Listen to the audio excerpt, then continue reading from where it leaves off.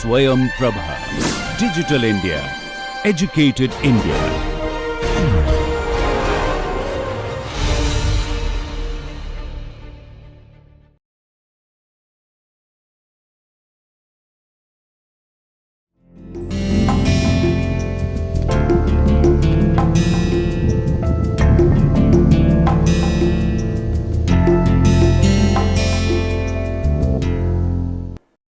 So friends, welcome to another important segment of looking to the introductory rural sociology in terms of continuity and change. And within that framework, we try to see that what can be the possible ways in which we try to explore the rural sociology. And as we have discussed in the previous lectures, that when we try to speak about its emergence, or we try to speak about the theoretical and the methodological issues, and of course, when we try to see in unit 3rd speaking about the sociological analysis of the rural phenomenon, I think we have set the tone towards the understanding about the rural sociology. But I think we also have to deal with another important category which we try to see more in terms of looking to the rural society, because when we try to speak about the rural sociology, one important thing that comes into our mind is the population. And who is this population, or what are the specific labeling of this population? So, we normally try to see it in terms of conceptualizing peasantry. That is basically another important concept to deal with when we try to speak about rural sociology. So, I think in segment 4 of unit 1, we basically will try to see the understanding of peasant. I think when we try to speak about the notion of peasant, it has something to do with the rural society, and that way if we try to see, we basically try to find out that the peasant are the people who represent the rural. Like if we can recall that peasants were basically the people who were dominating in the agrarian sector, especially in the countryside, and they are the people who basically are the core of the rural society. And in that way, I think the understanding of the peasant as a concept and also the peasant society becomes a crucial issue. And here in this lecture, we are basically going to speak about many components which are going to be crucial when we try to speak about the understanding of peasant. I think if we try to see, there are numerous anthropological studies which has been conducted, which are basically speaking about the understanding of the peasant society, and these peasant studies basically try to explore the understanding of peasant in a specific way. But what is more important, of course, is that how they have come into the mainstream framework, that is going to be crucial. And I think there are group of peoples who basically can be seen in terms of understanding about the peasants. So, apart from anthropological, if we try to see, I think basically we have talked about Robert Redfield's contribution when he was speaking about the village Tapestlan. So, Robert Redfield's understanding about the Tapestlan in terms of the concept of the folk society, we have spoken at length that the folk society is marked by the presence of the peasant society. And apart from that, I think now the time has come where we have the advent of the political science and sociology, which basically try to address upon the issue of the peasant. And that way, of course, I think we try to see that the growth of peasant in terms of concept, especially in the Europe and the European heartland, has been marked by the debate and the discourse which has been generated by the sociologist and the political scientist. So, we try to see a mix of academicians who have come into the prominence, and they try to highlight the peasantry in various perspective. And in that way, I think one significant name that deserves attention is the contribution of Chenin. So, we have Theodor Chenin whose contribution in terms of the specific work, that is speaking about the peasants and the peasant society.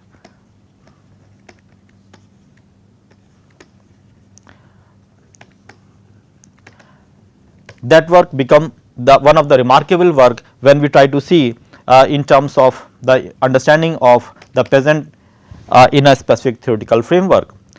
But before that, I think let us try to have the broader understanding about how the peasants have been visualized, and if we try to understand the peasant society in various framework, we try to find out that at the initial level the peasantry were basically seen as the homogeneous categories.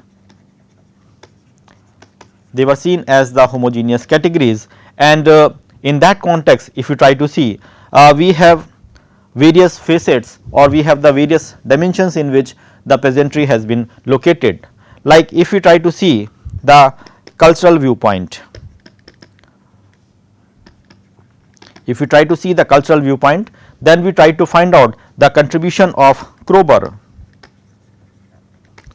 And Kroeber, basically he was trying to speak about in 1948 about the understanding of the peasantry, and what he says, that he was the first to define the concept of peasant in a more systematic way. So, systematic analysis of peasantry has been started by Kroeber, and he treated them as a homogeneous category, as I mentioned earlier, that trying to see peasantry as a homogeneous category has been invented upon by Kroeber, and he tries to see in terms of what? He tried to see it in terms of peasant which constitute the part societies with the part culture, part societies with part culture. That is going to be crucial, because when we try to see the understanding of peasant, I think they are to be seen definitely living in the rural, but they are in relation with the wider society, in the relation with the market. So, we try to see that Kroeber's understanding about the peasant was seen in a cultural context, where we try to speak about that he was trying to represent the understanding of peasant in terms of the part society and part culture, and in that way they are basically located in both the domain. We have partly location in the rural society, and also we try to see that they are also located in the open segment of what we say the town centered market. Town centered market. So, I think this is how we try to see the understanding of the peasant as has been discussed by Kroeber.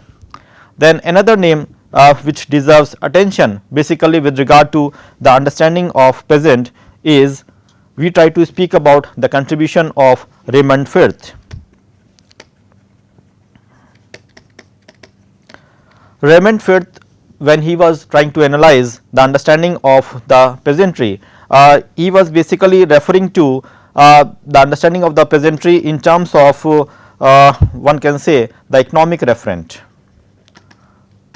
So, we have the understanding of Kroeber in terms of the cultural referent, and we try to see the contribution of Raymond Firth in terms of the economic referent. And what Raymond Firth says, that he says that peasant are what? They are as a system of small producers, system of small producers with a simple technology,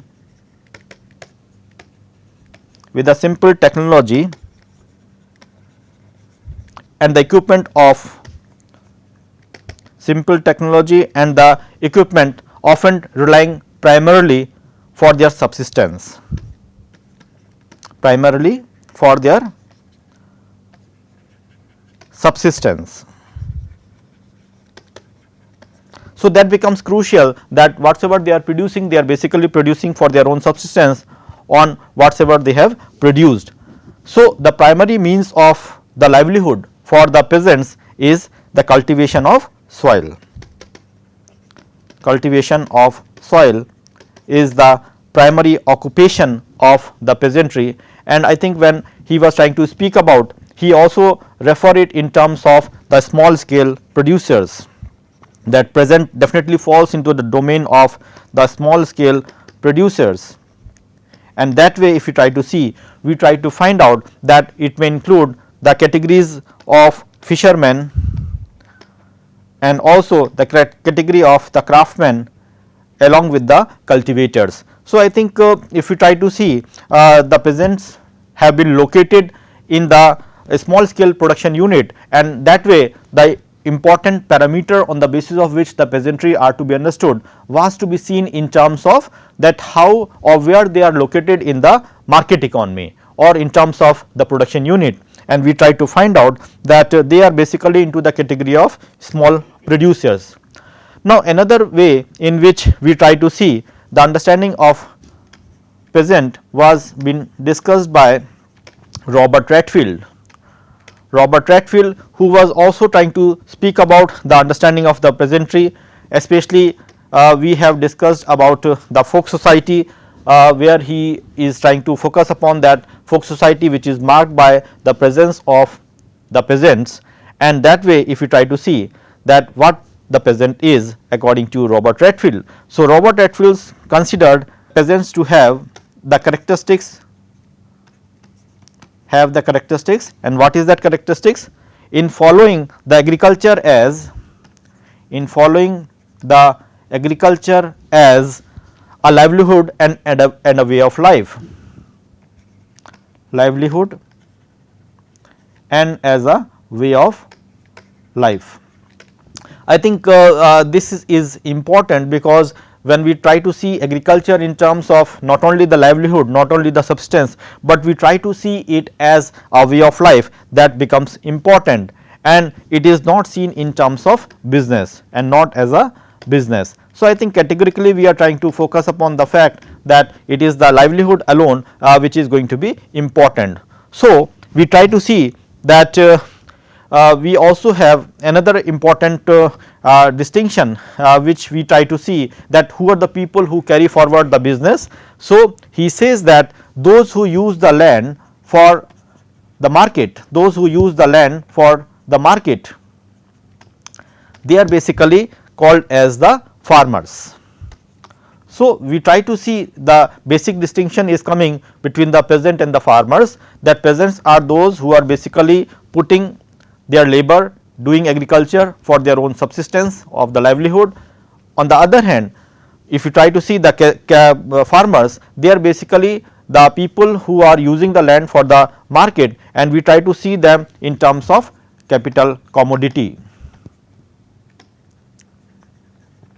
So, I think the capital commodity becomes an important issue, and we also try to see that they are having its linkage with the specific segment, they are in relation with the great tradition also.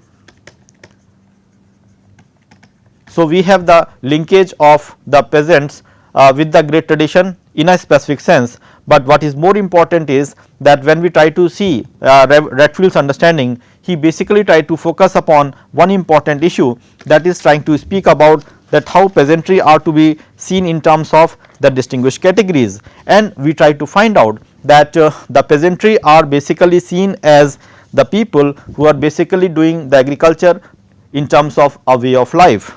And I think if we try to move ahead, we have another important contribution, that is by Chenov. We have the contribution of Chenov, who was trying to see peasantry more in terms of an economic category and more in terms of class. So, this is how we try to see the transition has taken place. I think when Chenov was speaking about the contribution, he was basically referring to the peasantry in terms of a major shift, but I think when Chenov was trying to understand the peasantry, he was basically trying to see it in terms of his famous work, that is the theory of peasant behavior. The theory of peasant behavior, where he is trying to speak at in detail about the understanding of the peasants. So, in his view the peasants are motivations are quite different from peasants motivation are quite different from those who are the capitalists. So, peasantry basically involves the specific peasant behavior and their motivation are being very different from the capitalist. I think he was basically trying to seek for the shift which has taken place in the society, especially with the advent of the capitalism, how the peasantry has to see their survival. So, we try to see that what Chenov was trying to speak about is that their basic aim is to providing for the minimum needs of the family rather than the market profit,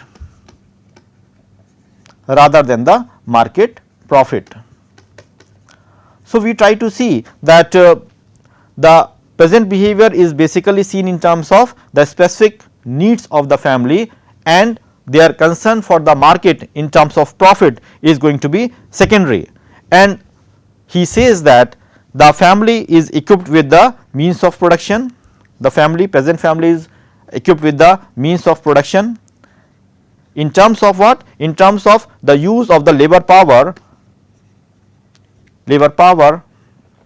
for cultivating the soil, labor power to cultivate the soil, that becomes the crucial issue for the understanding of the peasant behavior and what they receive as the year's work, in terms of amount of the labor which they have put, and that particular good is going to be crucial for them. So, the peasant behavior is basically seen as their own efforts, the family members trying to contribute throughout the year, and whatever they are producing is going to be crucial for understanding what the peasant is. So, he is trying to see the peasant in terms of a specific class, and also he is trying to see its linkage in the capitalistic mode. I think we will try to speak about these particular issues in the later phase, how peasantry has moved towards the other dimensions. But I think one specific name, as I suggested, which deserves special attention, is trying to speak about the contribution of Theodor Schenin. Was seen as a landmark person who tried to speak about the peasantry in a very focused way, especially when we try to see that what he is trying to speak about the peasantry is that, and he tries to define it in terms of the peasantry, especially to him the peasantry consists of what? The peasants are what? Consist of the small agricultural producers,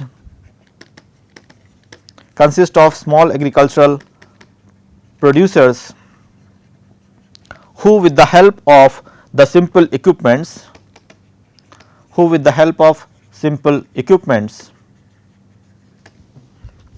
and the labor of their families,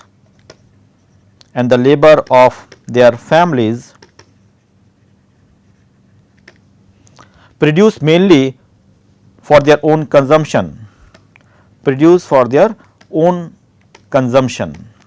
I think this becomes crucial when we try to speak about Schenin's analysis of peasants, that they are the producers, agricultural producers, who with the help of simple equipments are producing with the labor of their families, and that is basically meant for their consumption.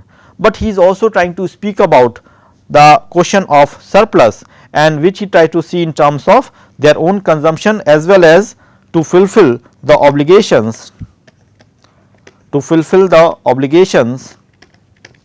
of the holders of the political and economic power.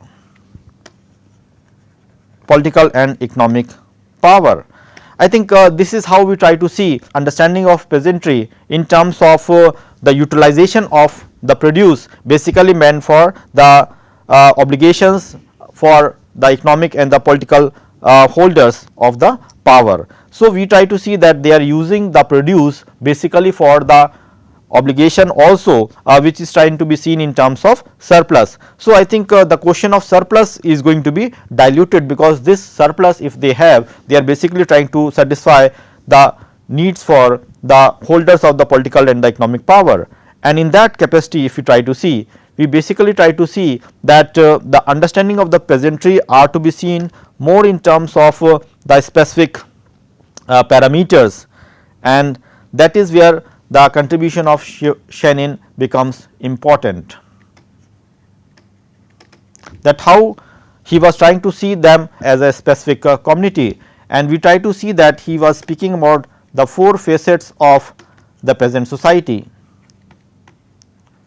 Four facets of the peasant society, which we try to see in terms of the specific characteristics of the peasant society. The first of course is that the peasant family farm is basically seen as the unit of multidimensional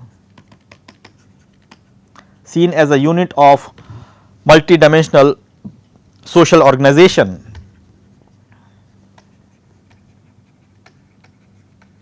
I think when we try to speak about that, the basic understanding is that the family farm is not simply seen as what you can say the simple economic activity, rather we try to see them in terms of the economic producers, then we try to see them in terms of the consumers also, and also to some extent the distribution of the goods, and also they try to fulfill the need of the family. So, I think this is how we try to see the multidimensionality of the peasant family farm. So, the peasant family farm is going to be a crucial issue which Shenin is trying to pinpoint. Then another important contribution, if you try to see, is in terms of looking to the question of land husbandry, as the main means of livelihood, I think that becomes crucial because land is going to be an important variable when we try to speak about the understanding of the peasants. And then the third thing which we try to see, which Shenin has pinpointed with regard to the peasantry, is trying to speak about the specific traditional culture,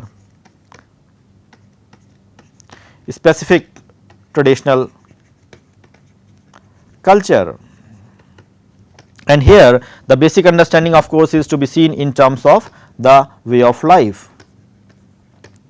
And I think this basically speaks about their motivation, that speaks about their day to day activities, that speaks about the various norms which are associated with the peasantry, and also it speaks about the sort of conformist attitude.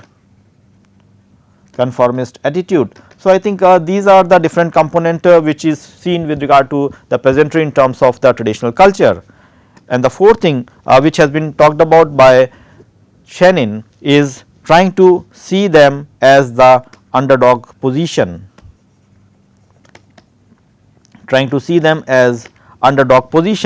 and this basically underdog position represents what? It basically represents the domination of peasants by the outsider,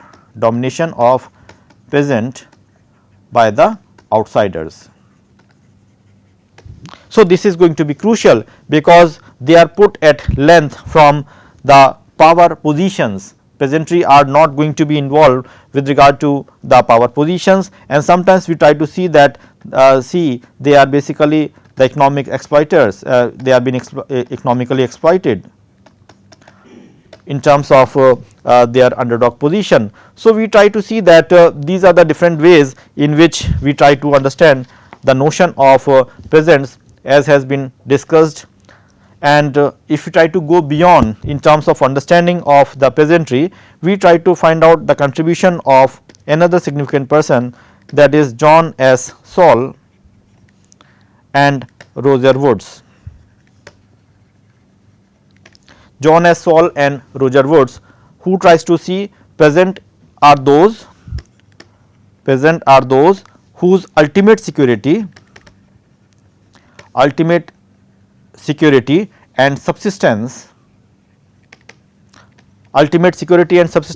lies in their having certain right over the land. certain right over their land. That becomes an important issue, and in the labor of the family, that becomes crucial for the understanding of the peasants who are basically involved with certain rights and obligations. So, there are rights and obligations which are associated with the peasant family farms, and he is trying to see them in terms of the wider economic system,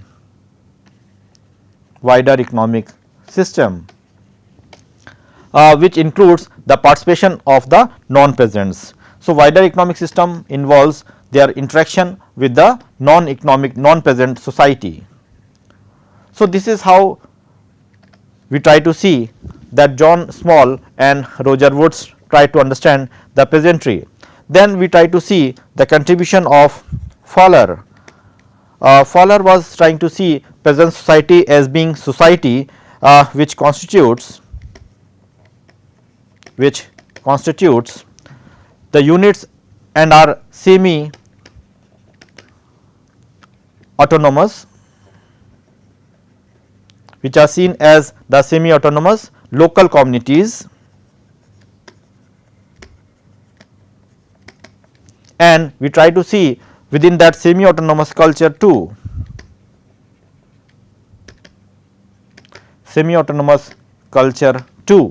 So, we try to see they are the semi autonomous local communities in the semi autonomous culture. That is how we try to see the Fowler was trying to understand the peasant. And if we try to move ahead, we try to have another significant contribution by Eric Wolf, and Eric Wolf was basically speaking about the peasantry in terms of making the distinction of peasant with the farmers.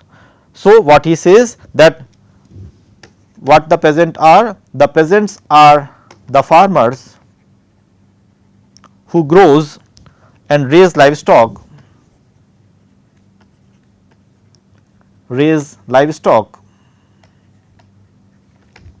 in the rural areas. So, I think the domain lies within the rural areas, but they are not like the commercial farmers. So, they are unlike the commercial American farmers.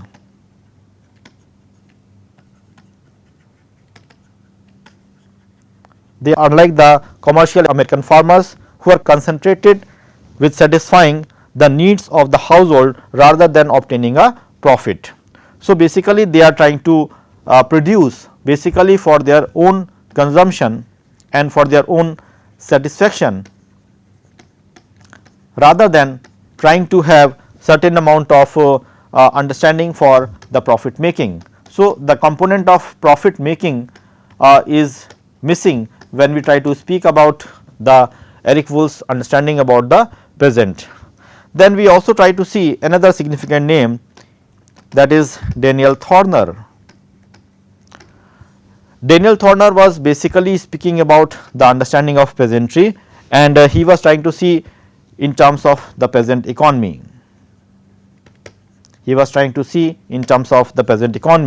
So, in his view, what is going to be important is that they are seen as the subsistence of specialists,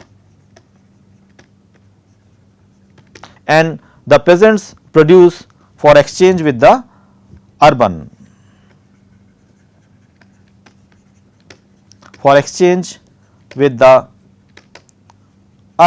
and that is going to be important. The family is the main unit of production, is the family. So, that is going to be important when we try to speak about Daniel Thorner's understanding about the peasantry. And I think one name that requires the special significance is which is going to be an important category for understanding the peasant is the contribution of Karl Marx. So, when we try to see Karl Marx, his contribution, we try to find out that he was trying to speak about the peasantry as what? He was trying to see peasantry in terms of the small holdings, peasants that forms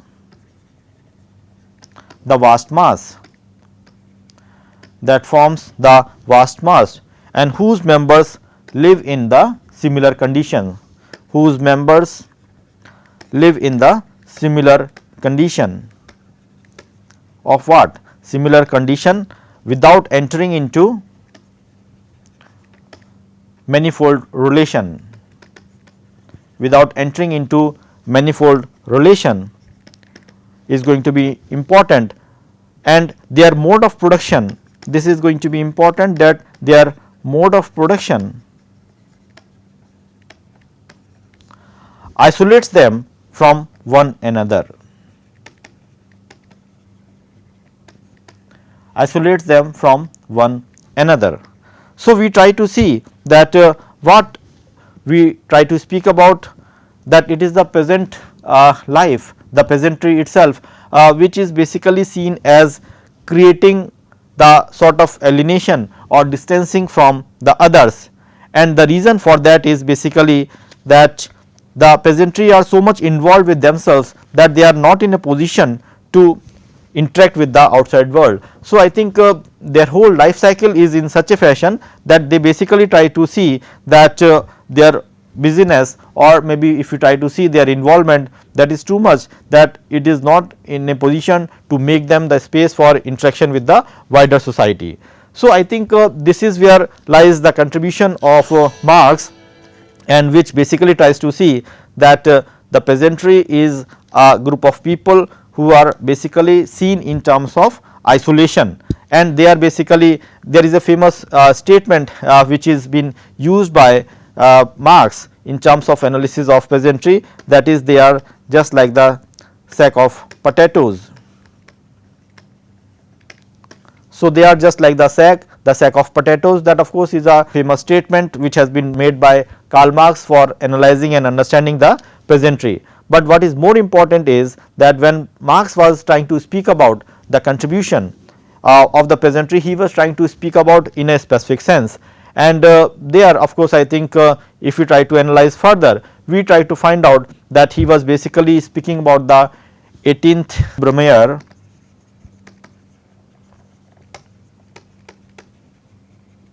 he was basically speaking about the 18th Brumaire, which is going to be an important issue with regard to the analysis of peasantry. I think we already had some understanding and grasping about the peasantry, but what is going to be more crucial is that if we have the detailed analysis of some of these thinkers who try to have the contribution towards the understanding of the peasantry.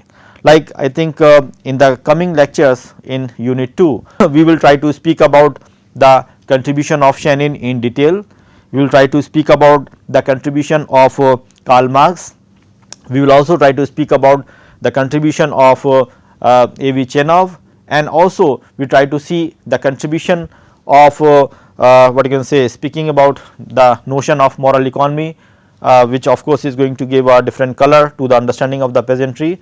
And also we try to see that how the peasantry has been revisited in terms of the capitalistic era, especially the contribution of Chenov in that framework is going to be important.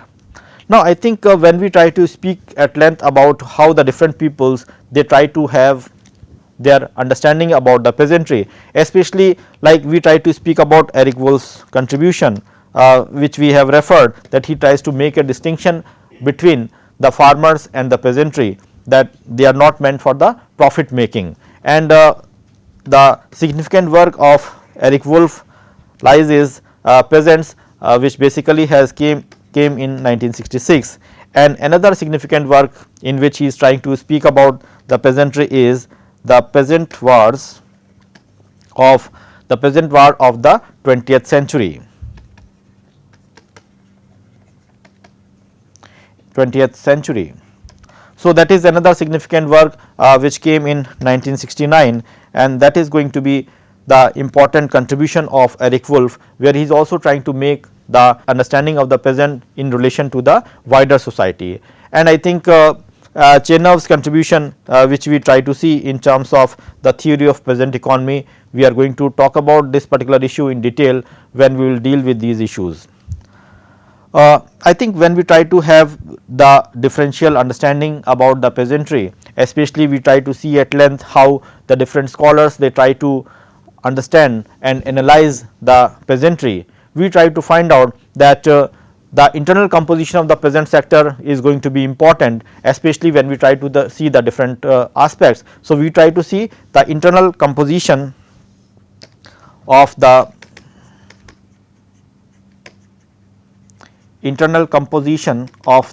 peasant is going to be important, and we try to see its significance in terms of definition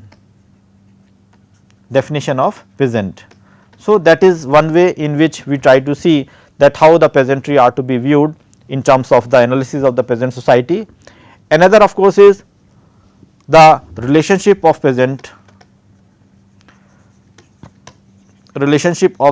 peasants with the subgroups within the peasantry. So, another important way of analyzing the peasant is that relationship of peasant with the other peasantry, means people who are living in the rural areas in the countryside and how the peasants are going to interact with them. That is another way in which we try to see the relationship between the two. I think to be very specific, we can say that the peasant versus the non peasant sector, that is how we can see the broader understanding about the peasantry. And the third in that sense of course is the use of the concept of the traditional culture,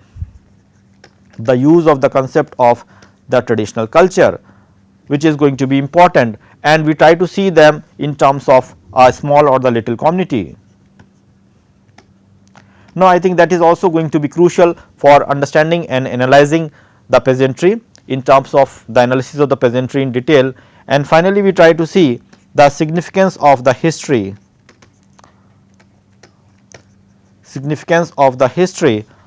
of the development of the typology of peasants. It basically indicate the sort of trajectory which is going to be there, the trajectory which marks the advent of or which marks the development of the peasantry through time, that is going to be crucial. And in that way we try to see we can have certain operational definitions of peasantry, because the different developmental phase will have the different definitions, that is going to be crucial. And in that way if we try to see, we basically try to see that as we shift from the feudal society to the capitalistic society, we try to see that the peasantry also was in transition. So, we try to see a shift which has taken place, and as we were referring earlier also that when we try to speak about the understanding of the peasantry, we basically try to see that the peasantry was seen as the homogeneous category.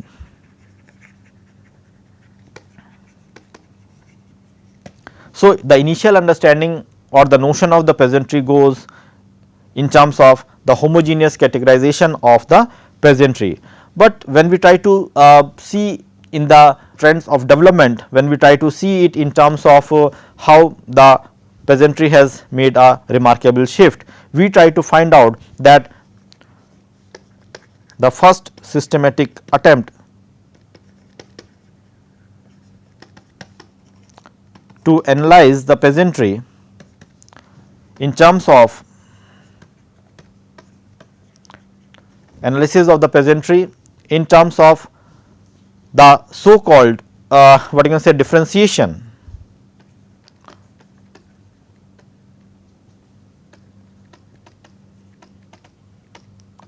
peasant differentiation, we try to see the contribution of V.I. Lenin. So, V.I. Lenin in 1920 was speaking about at length about the different categorization, that is trying to see the heterogeneity within the peasantry. So, he was basically speaking about the peasant differentiation, and in that way he tried to see them in terms of 6 different agrarian classes.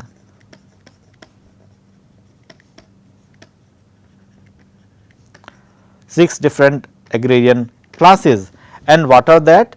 They are basically seen in terms of the agricultural proletariats, that is of course one thing. We try to see in terms of ownership of means of production, ownership of means of production, that is the base on which we can have the formation of the classes, and also in terms of the labor exploitation.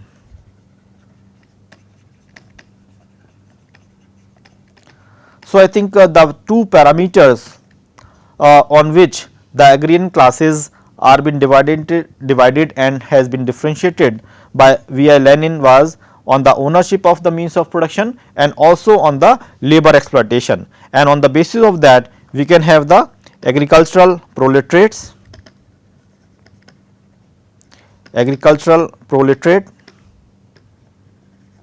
that is one. Then we try to see the semi proletariat, that is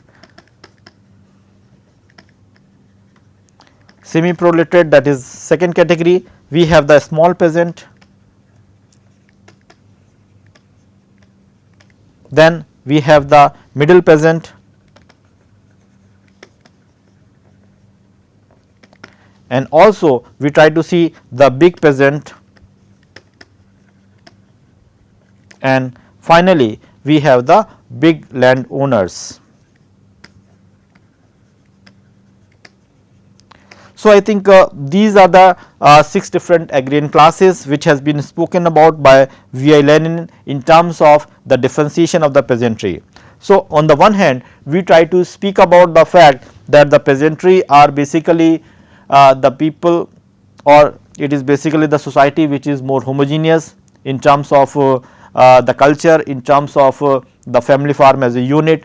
But when we try to see the analysis of Lenin, he was basically trying to refer to the differentiation which has taken place in the peasantry, and the different formats or different classes which he was speaking about is the agricultural proletariats, semi proletariats, small peasants, middle peasants, big peasants, and the big landowners. Now, this is basically one interpretation which basically is speaking about the contribution of Lenin towards the differentiation of peasantry.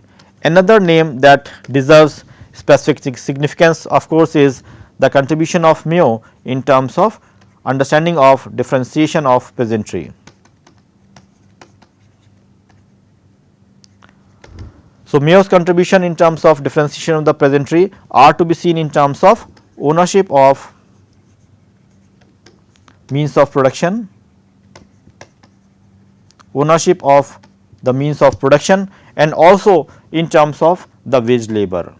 So, the two criteria which has been adopted by Mayo was for the differentiation of the peasantry was in terms of the ownership of means of production and also in terms of the wage labor, and that is going to be a crucial variable especially when we try to speak about the wage labor, that how the wage labor is going to be a deciding factor when we try to analyze the peasantry. And his analysis basically try to speak about the 5 different classes which are to be seen more in terms of what one can say the landlord, then we try to see the rich peasant, and also we have the middle peasant, and along with that we have the poor peasant, and then finally we have the workers. So, in the rural setting, especially when we try to speak about the agrarian class in terms of differentiation, what Mayo was speaking about in terms of wage labor is that we can have the categorization not only on the ownership of means of production, but also in terms of the wage labor. And here we try to see that who can hire the wage and who can provide the wages in that sense, or who receives the wages. So, like landlord, if you try to see, so landlord will be the having the means of production, but they may not be offering labor, rather they will be taking the wage labor.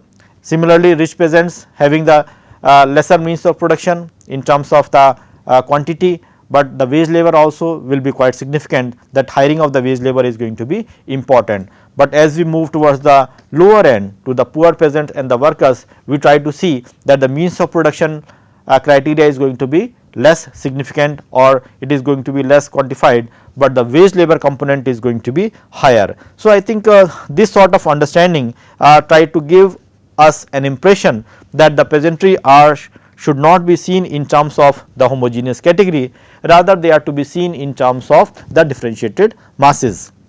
And I think this was a significant shift which took place when we try to see in terms of the ownership of means of production and the wage labor according to Mayo. So, we have that the Lenin's contribution and Mayo's contribution of classes of the peasantry, and we try to see it in terms of not only the means of production, but also in terms of the question of exploitation, which is going to be significant.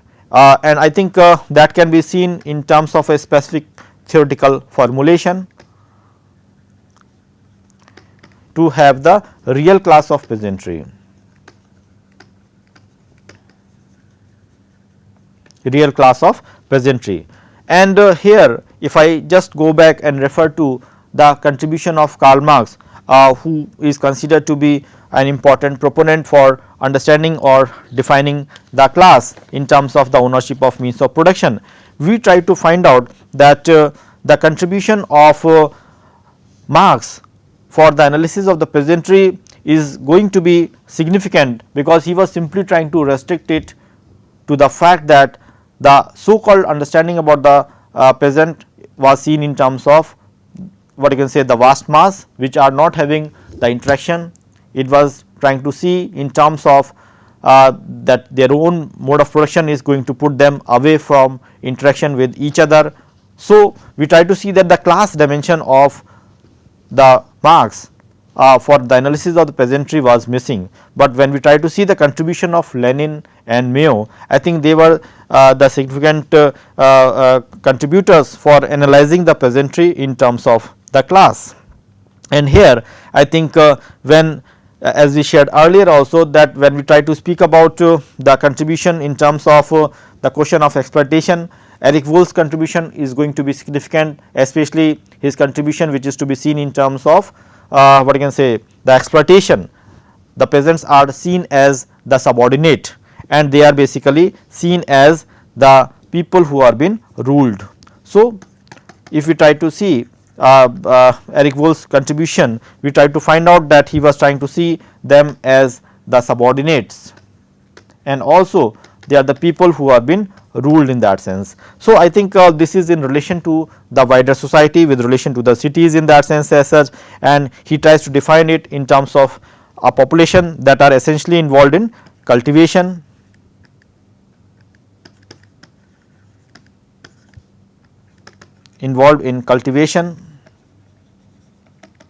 but more than that what is going to be important is that they are the autonomous, in terms of decision making, autonomous decision makers in the process of cultivation. So, I think a certain amount of autonomy lies with them, and that makes them distinct, although they are subordinate, although they are being ruled, but they have the high yield of they have the cultivation and where the decision lies with them. And I think beyond that, if you try to see, we have certain other ways in which the peasantry has been seen, because as we see the transition which has taken place in the peasantry, we try to find out that the peasantry is being marked by the shift from the homogeneous structure to the heterogeneous structure. So, we try to see that the shift which has taken place from homogeneous structure to the heterogeneous structure, it basically involves, although homogeneous was seen more in terms of culture and the practices, and heterogeneity is to be seen in terms of the ownership of means of production, and also in terms of the question of exploitation, that makes them as the unique category. And we try to see that another important contribution which can be seen in the field of peasantry is Landsberger contribution, who tries to look peasantry in terms of the socio-economic and the political characteristics. Socio-economic and the political characteristics in terms of the fact that they can register their protest. They can register their protest, and here we try to see that registering against their protest is against the exploitation which they are facing or which they have faced. So, basically it is against the so called the ruler class.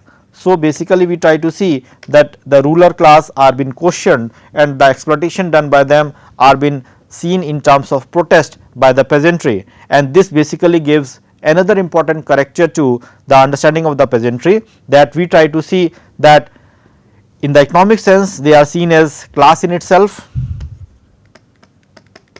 In the Marxian framework, if we try to see, they are class in itself, but as we try to move ahead in terms of political class. So, this is the economic class, economic analysis of class, which we try to see peasantry in terms of class in itself, and then we try to see a major shift which has taken place, that is trying to speak about the political class. So, the political class we try to see it in terms of class for itself. So, this is a remarkable shift which has taken place with regard to the understanding of the peasantry. We try to see, if you can recall, that Chenin was speaking about the peasantry in terms of the underdog position, and that underdog position was being seen with relation to the outsiders. But as we move ahead, we try to see not only the differentiation in the peasantry, but the peasantry have the voices also. So, we try to see a significant shift which has taken place, and if we try to agree with this political class dimension of the peasantry, where they are trying to represent in terms of class for itself. So, then it indicates and it opens the new era and it opens the new dimension for looking to the peasantry.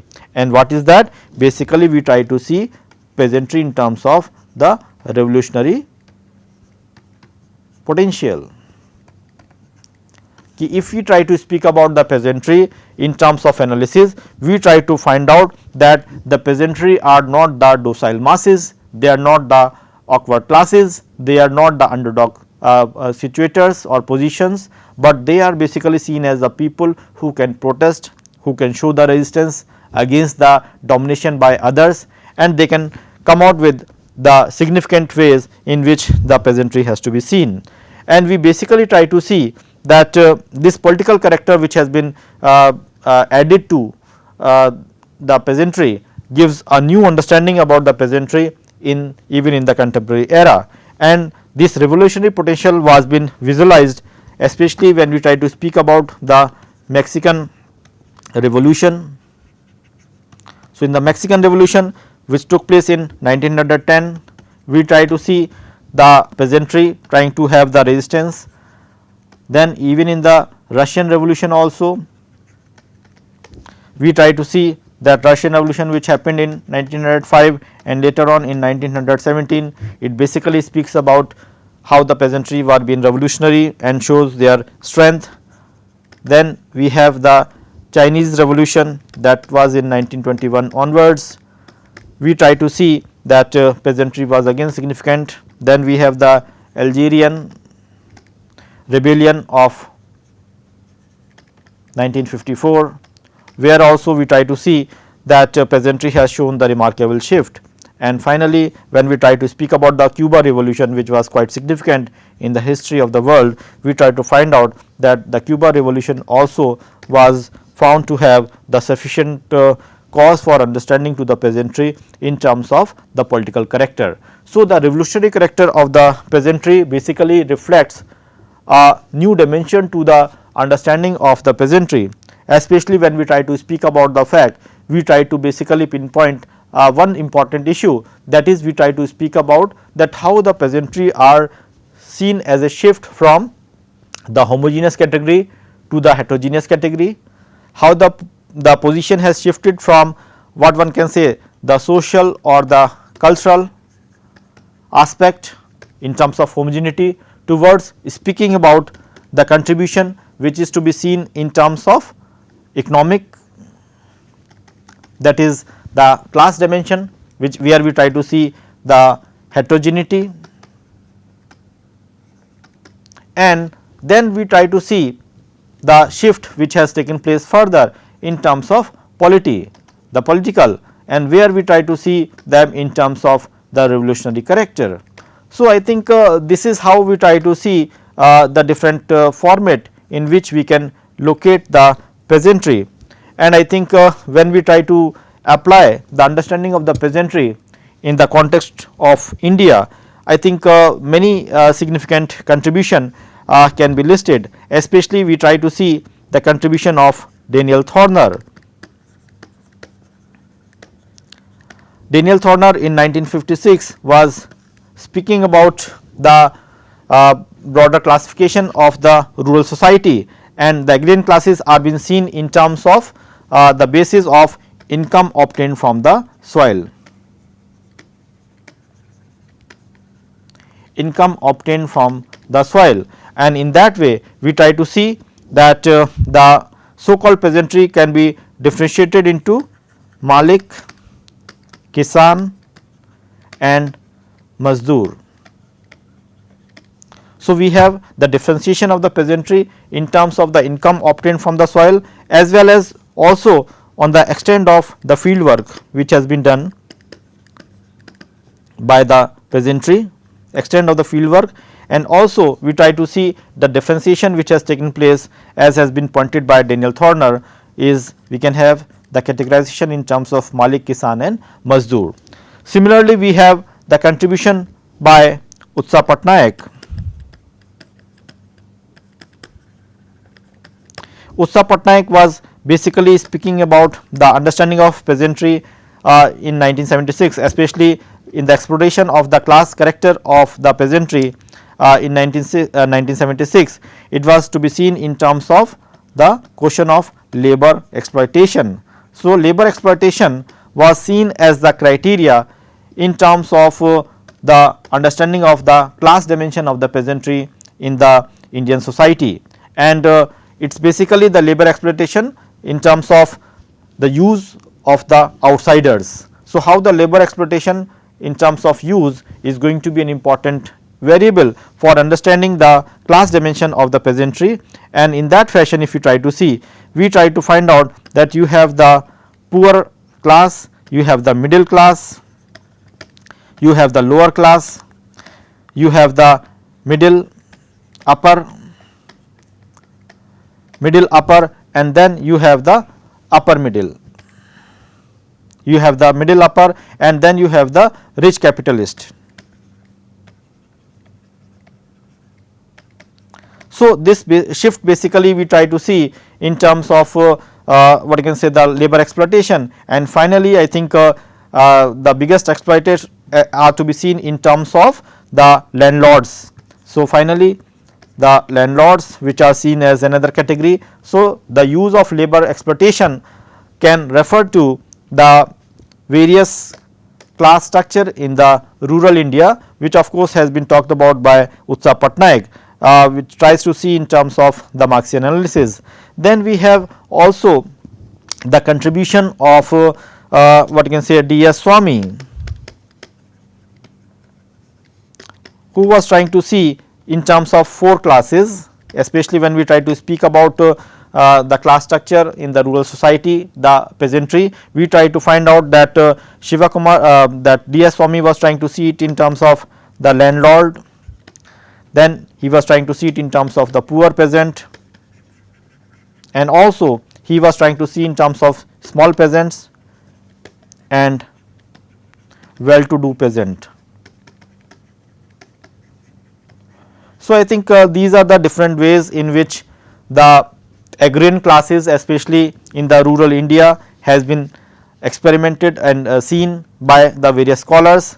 But the important thing is that when we try to speak about these characteristics, the shift which has taken place about the understanding of the peasantry in the world framework, and also trying to see it in terms of the Indian scenario, we try to see lot many changes in terms of its use, in terms of its application, because their understanding may vary in terms of various aspects, and if you try to imitate and apply in the Indian setting, sometimes the things will be different.